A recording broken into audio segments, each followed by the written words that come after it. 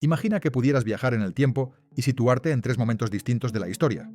París en 1788, San Petersburgo en 1916 y La Habana en 1957.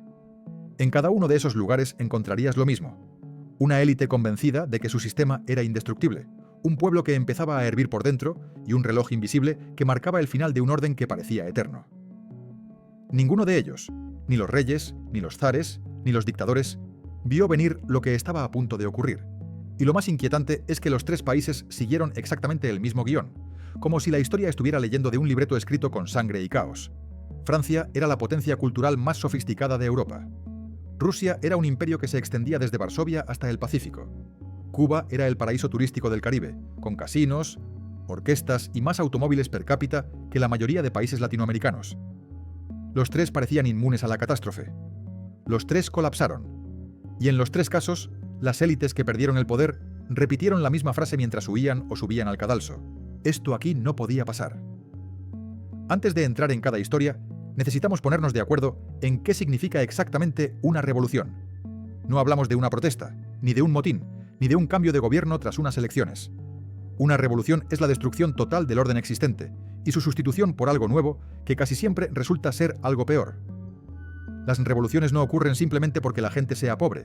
La pobreza ha existido desde que existe la humanidad. Las revoluciones estallan cuando las expectativas superan a la realidad. Cuando la gente cree que merece más de lo que tiene. Cuando la distancia entre quienes lo tienen todo y quienes no tienen nada se vuelve tan obscena que el contrato social se rompe. Y sobre todo, cuando la gente pierde la fe en que el sistema pueda arreglarse desde dentro. Cuando la reforma pacífica se vuelve imposible, la revolución violenta se vuelve inevitable. Esas son las palabras exactas de John F. Kennedy, y la historia le ha dado la razón una y otra vez. Parte 1. Tres revoluciones. Empecemos por la madre de todas las revoluciones modernas. En la década de 1780, Francia era el centro de la civilización occidental.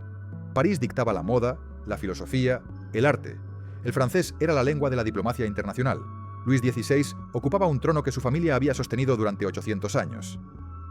La monarquía parecía tan sólida como las piedras de Versalles, pero bajo la superficie, la podredumbre era total. Francia tenía 27 millones de habitantes divididos en tres estamentos. El primero, el clero, poseía el 10% de la tierra y no pagaba impuestos. El segundo, la nobleza, unas 400.000 personas, controlaba el 25% de las tierras y apenas tributaba. El tercer estamento, campesinos, trabajadores, artesanos, comerciantes, abogados, médicos, todo lo demás, representaba el 98,5% de la población y cargaba con la totalidad de la factura fiscal.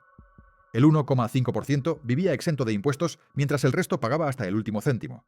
Y no era solo una cuestión de impuestos. La nobleza tenía privilegios que hoy parecen de otra galaxia.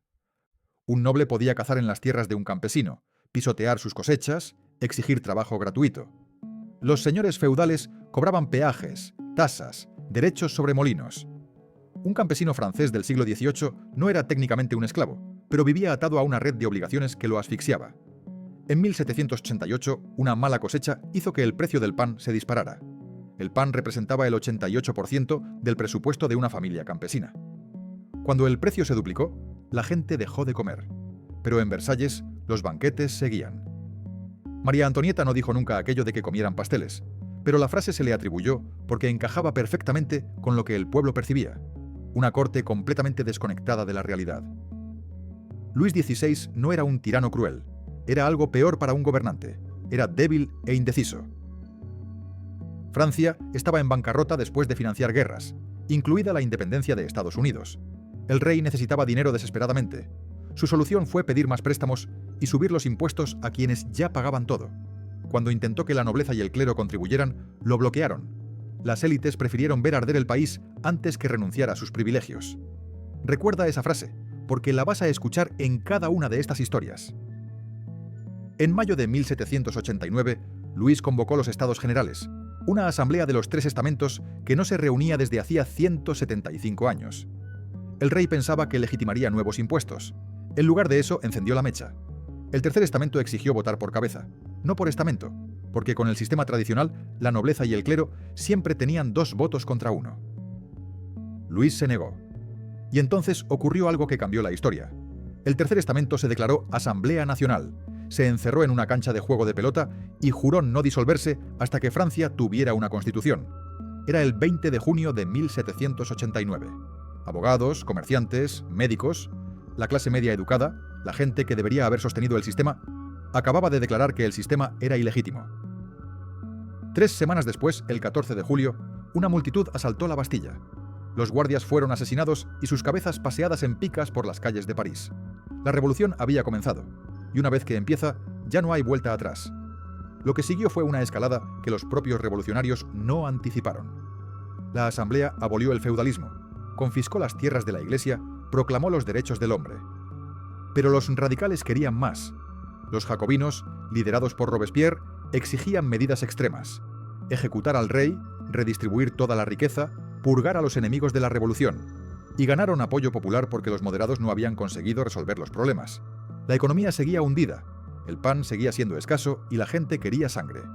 El 21 de enero de 1793, Luis XVI fue decapitado en público. María Antonieta lo siguió en octubre, y entonces llegó el terror. Durante un año, el Comité de Salvación Pública ejecutó a 40.000 personas. Nobles, sacerdotes, opositores políticos, revolucionarios que no eran lo bastante radicales. La guillotina funcionaba a diario en París. Las ejecuciones se convirtieron en espectáculo público. Robespierre acabó ejecutado por el mismo sistema que él había creado. Las revoluciones siempre devoran a sus propios hijos.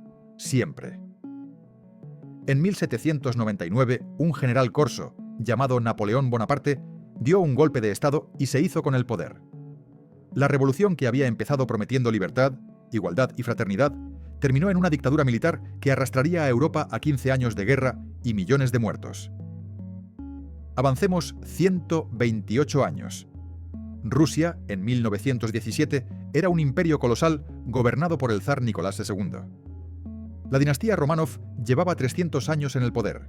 El territorio se extendía desde Polonia hasta el Pacífico, 180 millones de personas bajo el águila bicéfala. San Petersburgo brillaba con palacios, óperas, bailes de la aristocracia, pero bajo el esplendor imperial la misma podredumbre. El zar y la nobleza lo poseían prácticamente todo.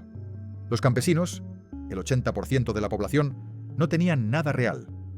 Habían sido liberados de la servidumbre en 1861, pero la mayoría seguía trabajando tierras que pertenecían a nobles, pagando rentas que no podían permitirse. En las ciudades, los obreros trabajaban jornadas de 12 y 14 horas por salarios de hambre. El trabajo infantil era habitual. Las normas de seguridad no existían. Mientras tanto, la corte organizaba fiestas que costaban más de lo que un campesino ganaría en toda su vida. Nicolás II era un desastre como gobernante. Débil, indeciso, completamente desconectado de la realidad. Creía en el derecho divino de los reyes. Dios lo había elegido para gobernar, por lo tanto, ninguna reforma era necesaria.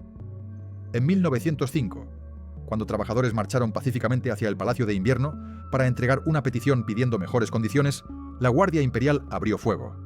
Cientos de muertos. El Domingo Sangriento destruyó cualquier fe que quedara en que el zar se preocupaba por su pueblo. Y entonces llegó la Primera Guerra Mundial. Rusia entró en 1914 y fue una catástrofe absoluta. Millones de soldados mal equipados enviados a morir. Oficiales incompetentes. Líneas de suministro colapsadas. Divisiones enteras que se rendían porque no tenían munición. En 1917, Rusia había sufrido 3 millones de bajas. El ejército desertaba en masa. La economía se hundía. Y el zar seguía viviendo en su burbuja, tomando decisiones basadas en los consejos de Rasputín, un supuesto hombre santo que ejercía una influencia inexplicable sobre la zarina. En febrero de 1917 estallaron disturbios por el pan en Petrogrado. Mujeres en las colas del pan empezaron a protestar. Los obreros se unieron. El ejército fue llamado para restablecer el orden, pero los soldados se negaron a disparar contra la multitud. Se amotinaron. Cuando el ejército no te defiende, el gobierno ha terminado. La Duma, el parlamento ruso, exigió que Nicolás abdicara. El 15 de marzo de 1917 lo hizo. Después de 300 años, la dinastía Románov acabó no con una guerra, sino con un suspiro. Un gobierno provisional tomó el poder, liderado por Alexander Kerensky. Prometía reformas, elecciones, una constitución. Pero cometió un error fatal. Mantuvo a Rusia en la guerra. Los soldados querían paz, el pueblo quería pan. El gobierno provisional no dio ninguna de las dos cosas. En ese vacío apareció Vladimir Lenin con los bolcheviques. Lenin prometía 3 cosas: paz, tierra, pan. Acabar con la guerra. redistribuir las tierras de la nobleza entre los campesinos, alimentar al pueblo. Simple, directo, irresistible. El 25 de octubre de 1917, los bolcheviques lanzaron un golpe. Asaltaron el Palacio de Invierno, arrestaron al gobierno provisional y Lenin declaró el poder soviético. Toda la operación duró menos de 24 horas, casi sin sangre. Pero lo que vino después sí la tuvo. La guerra civil rusa duró de 1918 a 1922. Rojos contra blancos, bolcheviques contra todos los demás. Fue una guerra total. Y los bolcheviques ganaron mediante el terror sin piedad. La Checa ejecutaba a cualquier sospechoso de actividad contrarrevolucionaria. En julio de 1918, el zar y toda su familia fueron ejecutados en un sótano, fusilados y rematados a bayonetazos, incluidos los niños. Para 1922, los bolcheviques controlaban Rusia, pero el coste fue apocalíptico. 10 millones de muertos en la guerra civil, millones más por hambrunas. Las promesas de Lenin se convirtieron en pesadillas. Paz significó rendición humillante ante Alemania. Tierra significó colectivización forzosa y hambrunas. Pan significó racionamiento y escasez. La revolución que prometía liberación entregó dictadura. Stalin tomaría el poder en 1924 y mataría a 20 millones más en purgas y hambrunas. Ahora saltemos al ejemplo más reciente. Cuba en los años 50 era diferente. No era una sociedad campesina atrasada, era un país relativamente próspero. La Habana era llamada el Montecarlo del Caribe. Turismo, casinos, inversión estadounidense, orquestas de mambo, coches americanos circulando por el malecón. Cuba tenía uno de los niveles de vida más altos de América Latina. Pero bajo el glamour, el mismo patrón. La riqueza estaba concentrada en La Habana y entre las élites conectadas con el régimen del presidente Fulgencio Batista. El campo, especialmente el oriente de la isla, vivía en la pobreza. Las plantaciones de azúcar dominaban la economía. Empresas estadounidenses poseían gran parte de la tierra. Los beneficios salían del país o iban a parar a los bolsillos de una pequeña élite. Mientras tanto, los cubanos rurales no tenían sanidad, ni educación, ni oportunidades. La distancia entre los clubes nocturnos de La Habana y el campo era un abismo. Batista era un dictador que había tomado el poder en un golpe de Estado en 1952. Canceló las elecciones, gobernó por decreto y la corrupción era absoluta. La policía se compraba. Los tribunales estaban amañados. Los opositores políticos eran encarcelados o asesinados. Mafiosos estadounidenses dirigían los casinos con la bendición de Batista, pagándole su parte. El gobierno existía para enriquecer a Batista y a sus compinches, nada más. Y cuando la gente protestaba, la respuesta era violencia. Policía secreta, torturas, desapariciones. Fidel Castro era abogado, hijo de una familia acomodada, educado, elocuente. Podría haber sido parte de la élite, pero vio la corrupción y eligió la revolución. En 1953 lideró un ataque contra el cuartel Moncada. Fracasó. Fue encarcelado. Pero en su juicio pronunció un discurso que inspiraría a miles. La historia me absolverá. Fue liberado en una amnistía en 1955 y se fue a México a planificar. En diciembre de 1956, Castro regresó con 82 hombres en un barco llamado Granma. Desembarcaron en el oriente de Cuba. Las fuerzas de Batista les tendieron una emboscada. Solo 20 sobrevivieron y escaparon a la Sierra Maestra. La mayoría de revolucionarios se habrían rendido. Castro no lo hizo. La brutalidad de Batista convirtió a la población en su contra.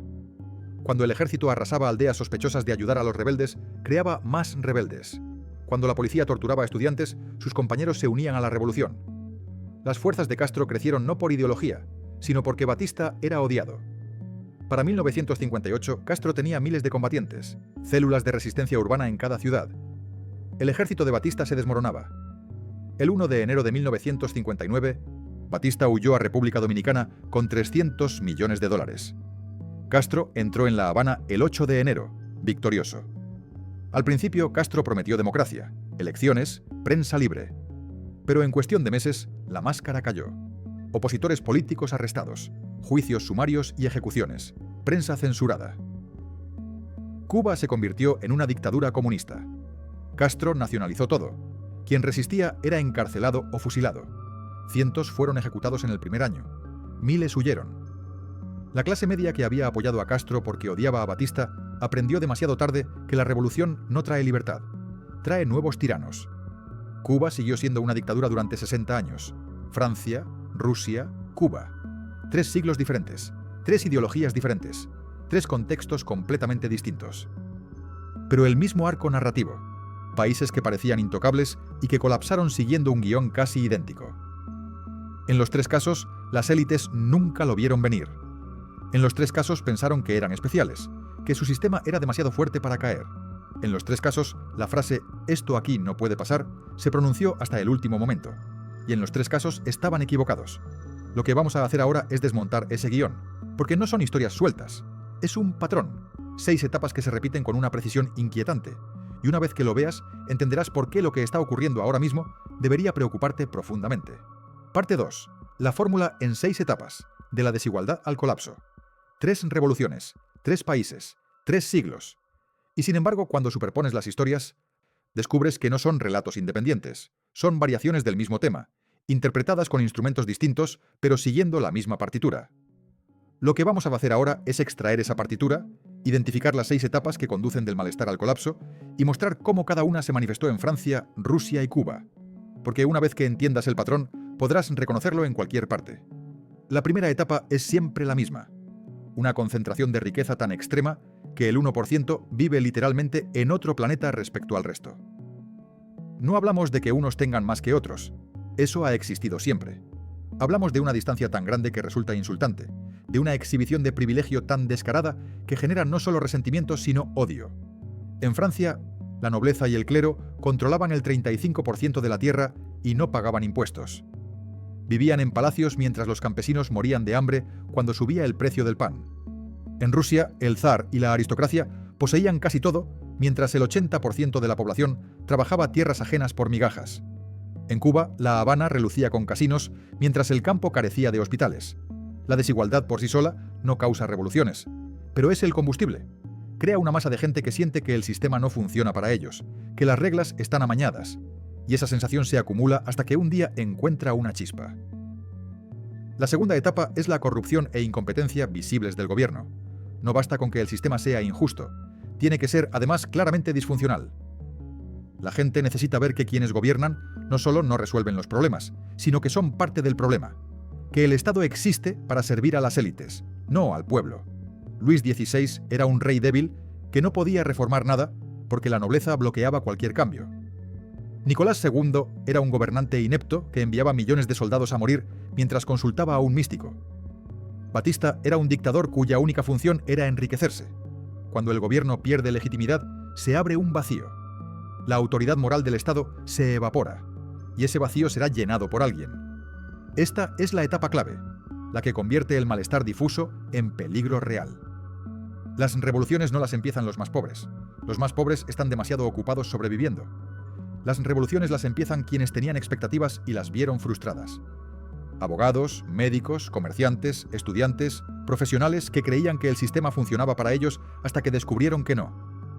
En Francia fueron los abogados y comerciantes del Tercer Estamento quienes desafiaron al rey. En Rusia fueron estudiantes e intelectuales quienes nutrieron los movimientos revolucionarios. En Cuba, el propio Fidel Castro era un abogado de familia acomodada.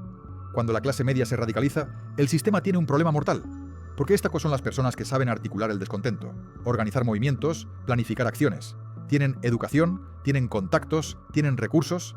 La cuarta etapa es el punto de no retorno. Es cuando la gente deja de creer no solo en el gobierno actual, sino en las instituciones mismas. No confían en las elecciones, no confían en los tribunales, no confían en la policía.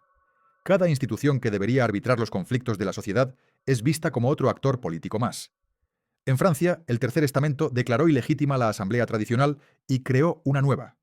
En Rusia, cuando los soldados se negaron a disparar contra los manifestantes, la legitimidad del zarismo murió en ese momento. En Cuba, todo el mundo sabía que las elecciones eran farsa. Cuando las instituciones pierden credibilidad, el contrato social se rompe.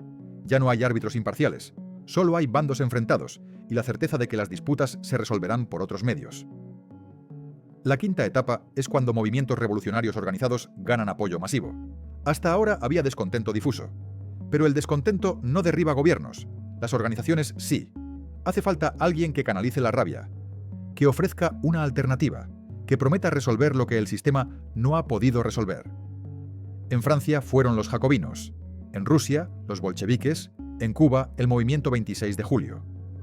Los movimientos revolucionarios ganan apoyo no porque la mayoría comparta su ideología, sino porque la mayoría odia al gobierno actual más de lo que teme a los revolucionarios. Esa es la trampa. La gente apoya a los extremistas esperando que resuelvan los problemas, sin entender que los extremistas tienen su propia agenda. La sexta etapa es el final del viejo orden. El gobierno cae, el rey es decapitado, el zar ejecutado, el dictador huye con maletas llenas de dinero. Y entonces empieza el verdadero horror, porque derribar un sistema es fácil comparado con construir uno nuevo. Y en el vacío de poder que deja el colapso, lo que suele surgir no es la utopía prometida, sino algo mucho peor. En Francia, el terror. 40.000 ejecutados en un año. La guillotina trabajando a diario. Robespierre acabó en la misma guillotina que había enviado a tantos. En Rusia, la guerra civil, 10 millones de muertos, hambrunas, el zar y su familia asesinados. En Cuba, fusilamientos sumarios, prisiones políticas, éxodo masivo. Las revoluciones prometen libertad y entregan tiranía. Prometen justicia y entregan terror. Porque las revoluciones no las hacen santos, las hacen fanáticos dispuestos a destruir todo en nombre de un futuro que nunca llega como lo imaginaron. Hay algo que une a Luis XVI, Nicolás II y Batista. Ninguno vio venir su caída. Estaban convencidos de que su sistema era especial, que su país era diferente. Este sesgo tiene nombre, excepcionalismo, y es mortal. Las élites viven en burbujas. Se rodean de gente que piensa como ellos, que les dice lo que quieren oír. No ven la rabia que hierve en las calles porque no pisan esas calles. No entienden la desesperación de quien no puede alimentar a sus hijos porque ellos nunca han pasado hambre. Confunden la ausencia de revuelta abierta con la ausencia de descontento. Y cuando el descontento finalmente explota, se sorprenden sinceramente. Además, las élites tienen intereses creados en no ver. Reconocer que el sistema es injusto implicaría reconocer que ellos son beneficiarios de esa injusticia. El patrón que acabamos de describir no es el resultado de un plan maestro. No hay una sala secreta donde conspiradores deciden cuándo toca la siguiente revolución. Es algo mucho más inquietante. Es una dinámica que emerge de las interacciones de millones de personas respondiendo a incentivos, agravios y oportunidades. Es un sistema complejo que, bajo ciertas condiciones, evoluciona hacia el colapso con la misma inevitabilidad con que el agua hierve cuando alcanza cierta temperatura. Y eso es precisamente lo que lo hace tan peligroso. Si fuera una conspiración, bastaría con desmantelarla. Pero es un patrón emergente, lo que significa que puede reproducirse en cualquier sociedad que reúna las condiciones. El patrón no te pregunta si estás preparado, simplemente se despliega. Francia, Rusia, Cuba, 3 lugares que se creían inmunes, 3 veces que el patrón demostró que nadie lo es. Hasta aquí, historia. A partir de aquí, presente. Si has llegado hasta este punto, ya entiendes el plano. Ya conoces las 6 etapas que convirtieron imperios en escombros y paraísos en cárceles. Ahora viene la pregunta incómoda. ¿Dónde encaja Estados Unidos en 2025 en este mismo plano? Si quieres seguir desmontando estructuras que la mayoría no ve, sistemas de deuda, ciclos de poder, monopolios invisibles, suscríbete ahora, porque lo que viene a continuación no es especulación. Son los mismos datos, el mismo patrón, aplicados a tu realidad.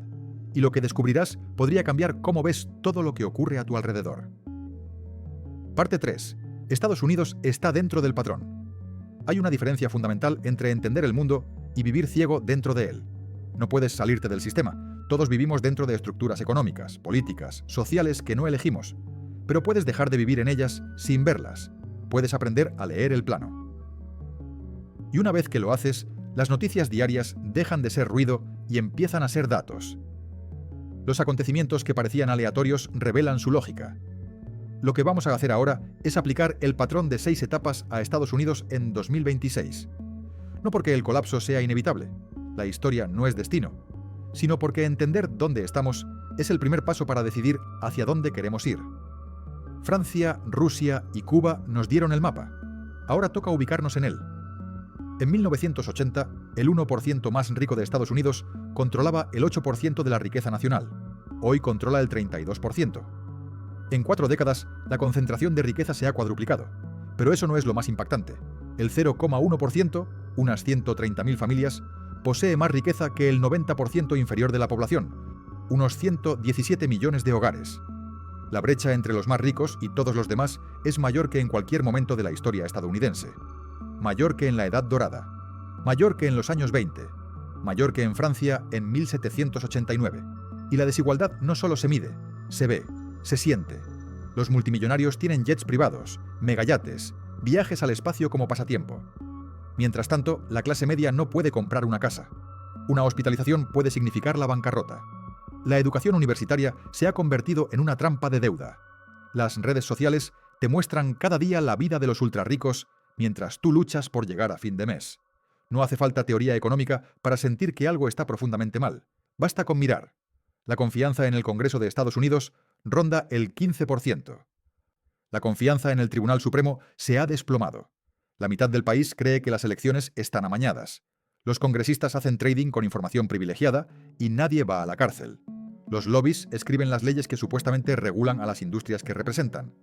Las puertas giratorias entre el gobierno y las corporaciones giran sin parar. La deuda nacional supera los 36 billones de dólares y sigue creciendo. Las infraestructuras se deterioran. Problemas que deberían resolverse no se resuelven porque el gobierno está paralizado por la polarización y capturado por intereses especiales. Cuando ambos partidos son vistos como corruptos e incompetentes, cuando los ciudadanos sienten que da igual a quién voten porque nada cambia, la fe en la democracia muere.